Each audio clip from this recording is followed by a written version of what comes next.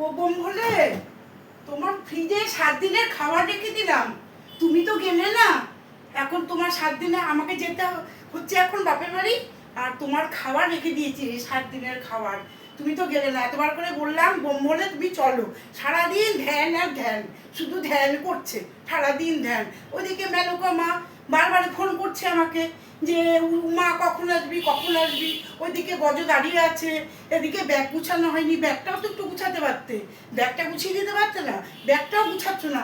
কোথায় রে কার্তিক, গণেশ, তোরা কোথায় গেলি রে? তাড়াতাড়ি নে, তাড়াতাড়ি নে, দাদু বাড়ি যেতে হবে না। সরস্বতী, আয় সরস্বতী, তুই বিনা নিয়ে বসে আছিস? হ্যাঁ, এখনো বিনা নিয়ে বসে আছিস? আর লক্ষ্মী, বাবা ধান খেতে বসে আছে, কখন যাবি? ওইদিকে দিদিমা যে তোদের যাওয়ার জন্য ইচ্ছে নিয়ে করছে, ফোন করছে বারবার করে যেতে হবে।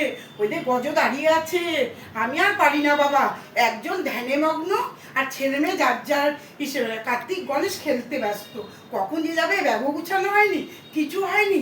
উনি বাবা আর পারি না, আর পারি না, 7 দিনের জন্য যাচ্ছি, তাও এত সব। আর কি করব বাবা, আর পারছি না, আর পারছি না। তাড়াতাড়ি যাব, 7 দিনের জন্য যাচ্ছি বাপের বাড়ি, 1 বছর পরে যাচ্ছি। ও ও ভোলে না, তুমি কোথায় গো? তাড়াতাড়ি এসো না একটু আমার কাছে। এই তো এখন সব একটু ব্যাগটা গুছিয়ে দিলেই তো হয়ে যাবে, তাড়াতাড়ি চলে যাব।